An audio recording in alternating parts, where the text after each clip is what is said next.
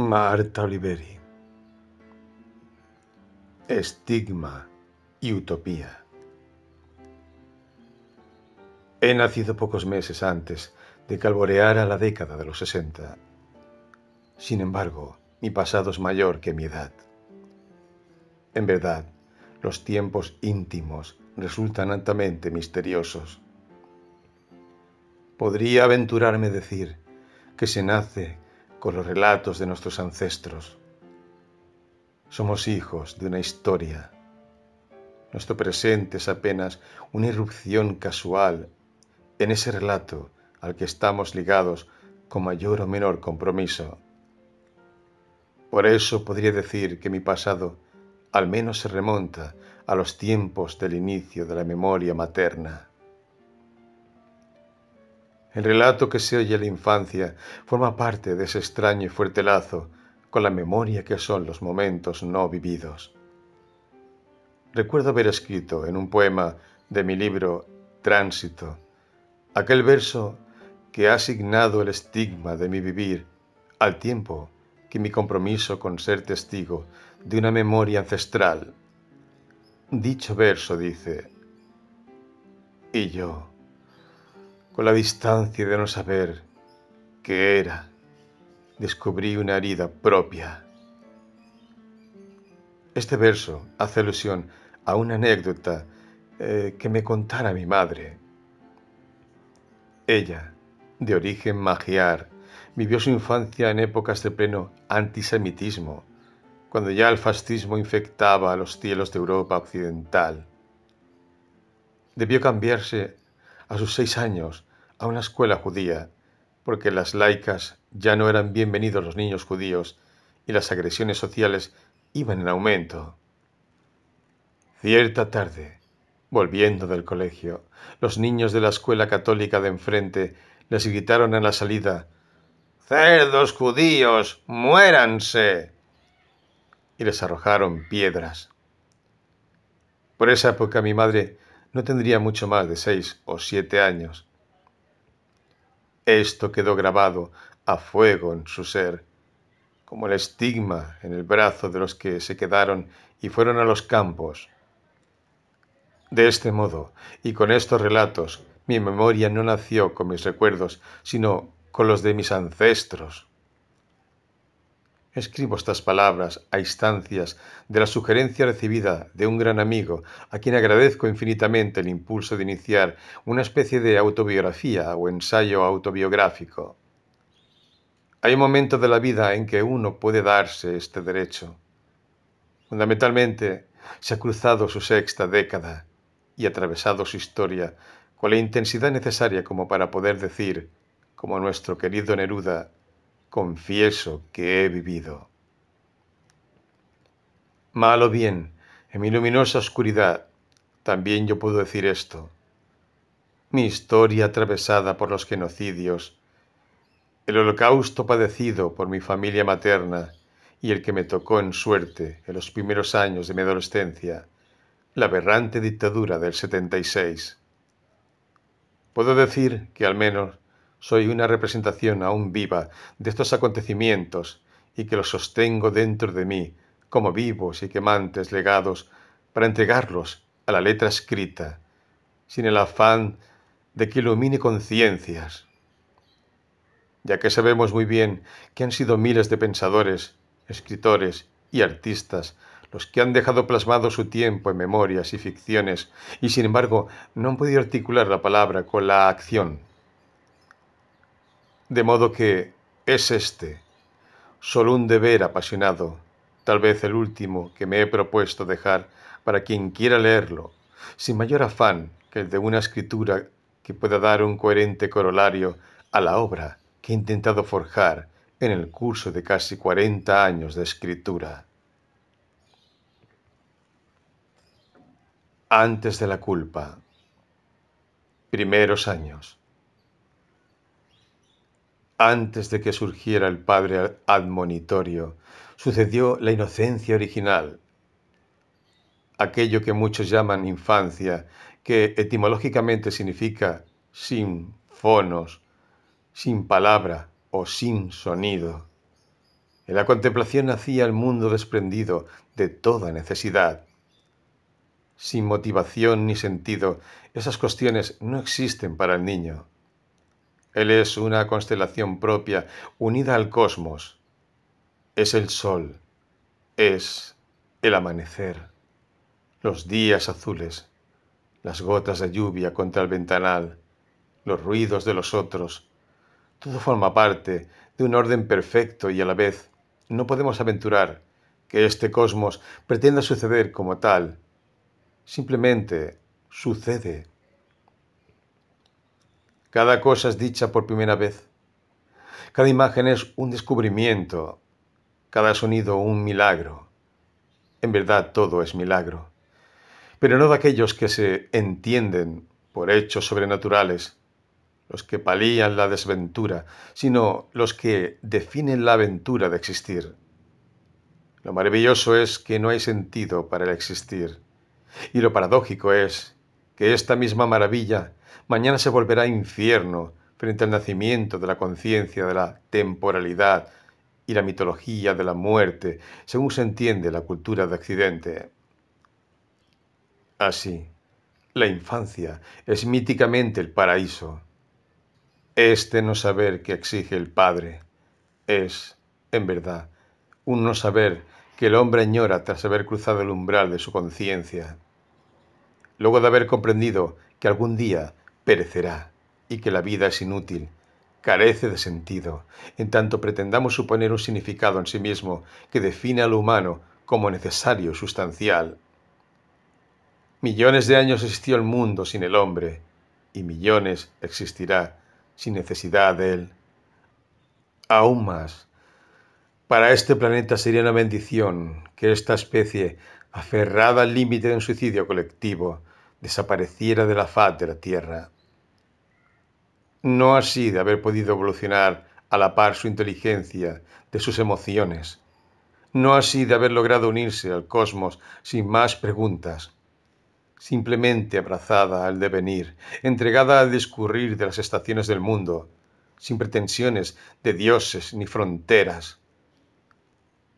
Tal como de niños nos hundimos en ese paraíso, que es no saber más que lo que cada estímulo sensorial nos dice.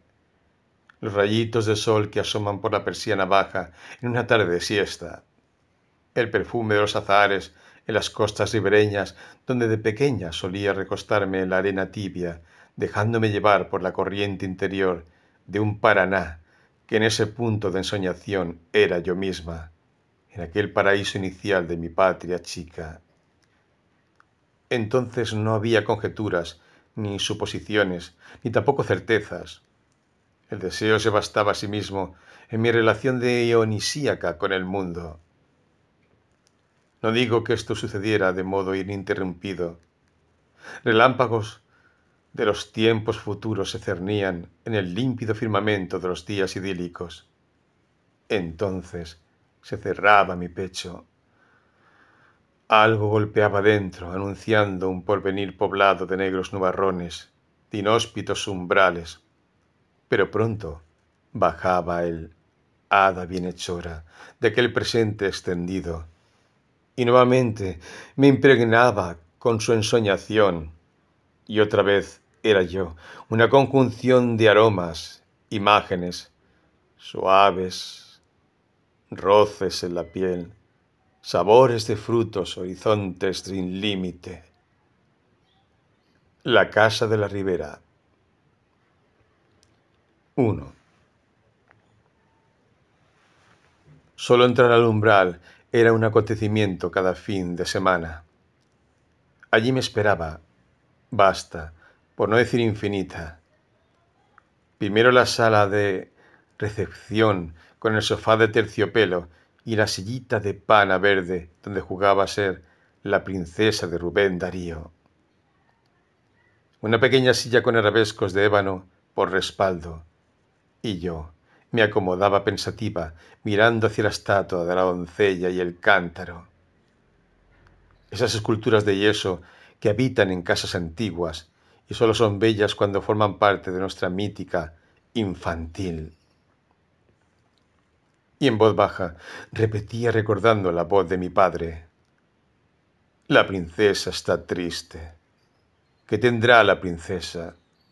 Los suspiros escapan de su boca de fresa, que ha perdido la risa, que ha perdido el color. La princesa está pálida en su silla de oro, y está mudo el teclado de su clave sonoro, y en un vaso olvidada se desmaya una flor. ¿De qué forma tan contundente nos atraviesan ciertas metáforas? Cómo juega temprano la melancolía en nuestros primeros ensueños.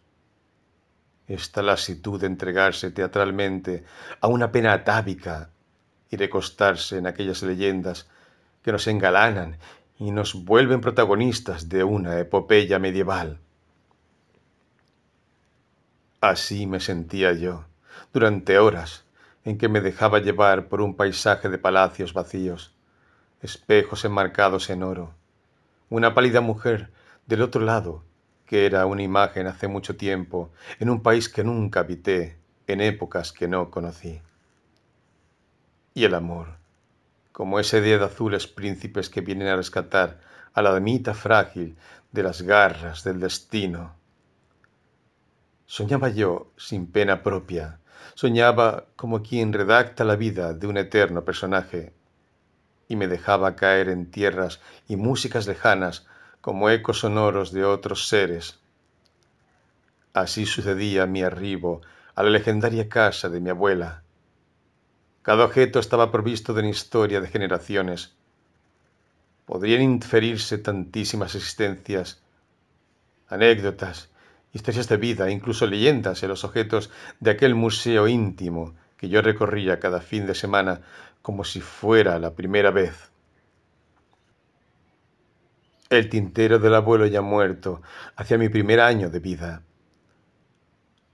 Solo tengo el recuerdo, en una fotografía, de un hombre serio con gafas, una bebé en la falda de melenita rubia. Todo se resumía a un cubo de vidrio reluciente con una cuenca dorada dentro. Al lado, una pluma colocados prolijamente sobre una mesa de escritorio. Pequeño museo de escribano de San Pedro. El querido don Luis, cuya palabra era ley y su honestidad intachable. Un radical de la época del presidente Irigoyen, recto, de honestidad razonable y preciso, de valores morales incuestionables. Así al menos lo entendí yo, de manera instintiva, en aquellos objetos que hablaba más de su alma que la presencia misma. De este modo sucedían los sitios en la vieja casa, espacios que eran mundos, un laberinto infinito de memorias que habría de recorrer sin descanso en los días más felices de mi niñez en la ribera. Ondulan los tiempos, los recuerdos, por momentos como estampas nítidas, por momentos apenas manchas sepias a la memoria. De qué modo sucede el tiempo en estos primeros años es lo que me alienta a suponer que hay un punto rescatable de lo humano antes de la primera angustia. Y es precisamente esa ausencia de identidad solitaria que vamos fraguando en el curso de nuestros días. Esa identidad en la que nos sumergimos con una cosmogonía propia, un propio mundo y una piel que nos separa de este ser uno en todos. Hemos conquistado la noción del tiempo, la de conservación del objeto, y también ahora tenemos el sentido de los conceptos. Podemos pensar de forma abstracta, sin necesidad de ver criaturas particulares. Sabemos que es un perro, un árbol, etc. Podemos precisar el ayer, el hoy y el mañana. Pero hemos sido exiliados del presente continuo, ese paraíso infantil donde todo sucedía sin esperanza, es decir, sin más espera que el acontecer mismo. Con cuánto anhelo, por momentos, nos arrojaríamos a la inexistencia si en ella sucediéramos como una idea del cosmos, una vaga partícula estelar, una constelación de ecos atávicos, sueños y más sueños que nos otorga nuestra naturaleza, tal vez apiadada de este conjuro de saber y no poder con las oscuras certezas que nos asaltan. Efímera, al fin, la criatura humana no puede con su condición y hace de sí una trágica historia de epopeyas, guerras, estatuaria tragedia con la que imagina apaciguará la angustia de haber sido arrojada al mundo sin mayor sentido que el de existir como el resto de los seres que habitan esta tierra. 2. Y era la casa mi templo, y más tarde mi refugio. La recorría con fervor. Me detenía en cada rincón de su continente, llegando a la gran sala. Allí estaba la mesa oval donde nos reuníamos en Navidad. Un árbol que encendían según costumbre de la abuela con velas en lugar de lamparitas. Las borlas parecían joyas celestiales para mis ojos infantiles, igual que las guirnaldas. Todo estaba impregnado de un poderoso ensueño celestial, un infinito que anclaba en la estrella de la punta y se diseminaba en destellos mágicos cada 24 de diciembre. Antes de llegar a la mesa oval, custodiada por un gigantesco cuadro de galgos y otro de una niña acariciando a su mascota, una especie de daguerrotipo levemente coloreado. Antes de llegar allí, estaba el país de cristal naciendo detrás de una comba vitrina, decenas de copas y delicados objetos que silenciosamente contaban su historia. Fue por este motivo que cuando la gran casa fue ejecutada y subastaron sus pertenencias, dejando aquel tesoro espiritual forjado por casi un siglo de recuerdos, logré al menos rescatar dos delicadas copas de cristal de la vitrina, una verde y una roja que acompañaron gran parte de mi vida, de mis ensueños bellos y mórbidos, y que años más tarde fueron materia de veneración y escritura en ese difícil rumbo que tomé cuando la palabra me atravesó con su contundente rayo, y al tiempo que me condenó a una existencia paralela, me salvó del horror de una existencia asignada por el estigma de haber visto excesivamente temprano el horror de esta fábula, donde Calígula, Nerón, el tercer Reich edifican con los goces de la monstruosidad del necio su sanguinario circo. Genocidios que se suceden unos tras otros, imperdonable aún para el más piadoso de los dioses que habiten el empirio de las entidades angélicas. Allí estabas, hogar de mi patria chica, mi continente, abriéndote el aroma de los azahares con la promesa del río bajo la barranca, donde más tarde me encontraría con mi sirena dorada, Mariana, cuando iniciara el fin de mi niñez y amaneciera la melancolía en el muelle al que llegaban los ecos de las correntadas del río, las viejas canoas, la placidez de los nenúfares y la línea azul del infinito de una vida que despertaría por segunda vez. ¿Qué ofrenda me daba ahora aquel país de cristal?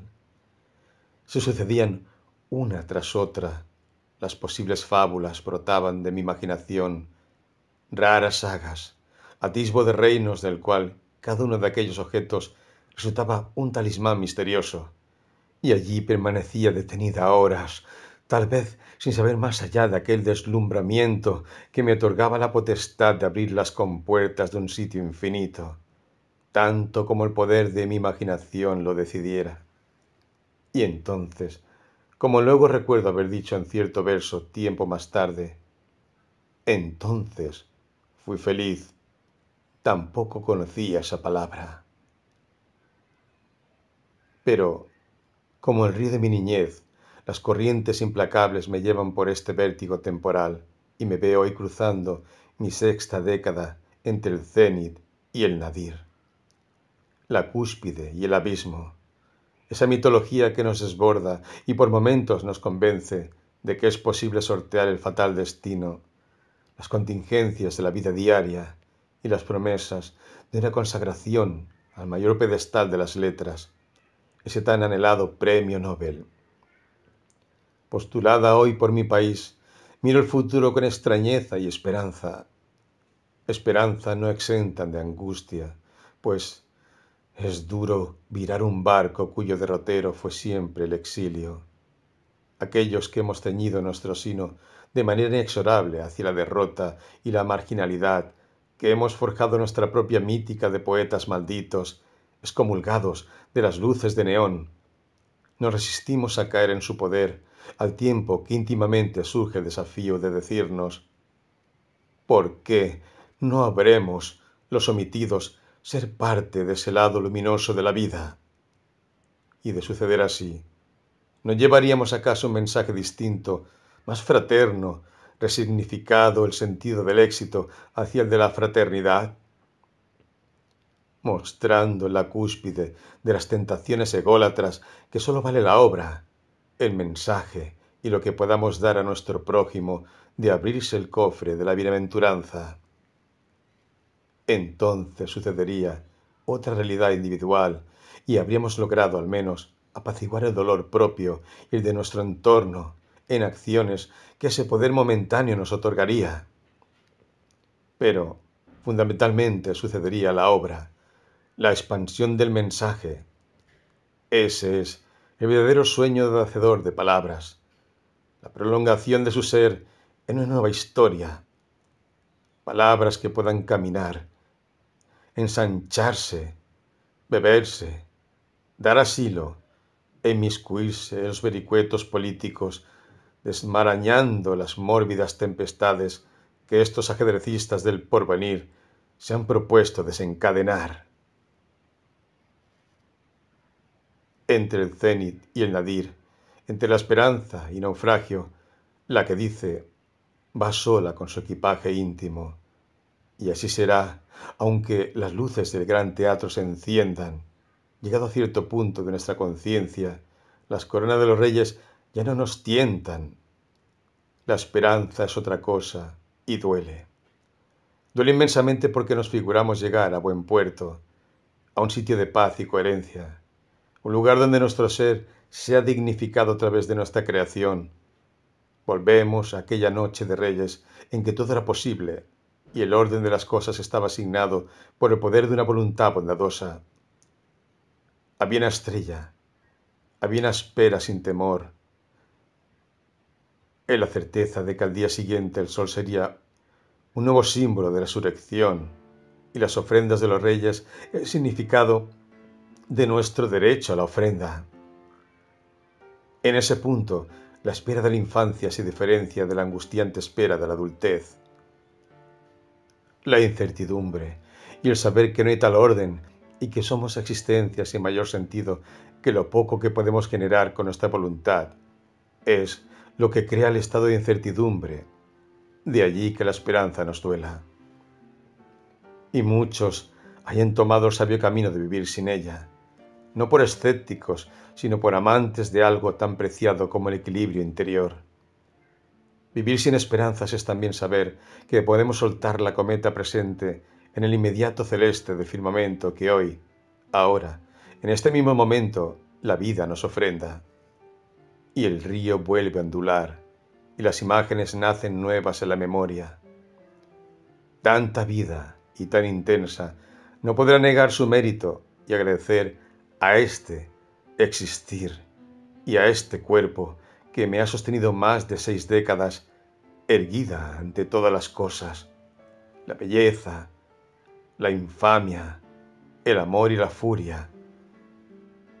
Poco a poco iré desmadejando este entramado de historias, contingencias, victorias y derrotas, sin desconocer cuán relativas son en este devenir de espejismos que genera la humanidad para su consuelo, y que más allá de toda pasión, como decía Eclesiastés, al fin y al cabo, todo es vanidad.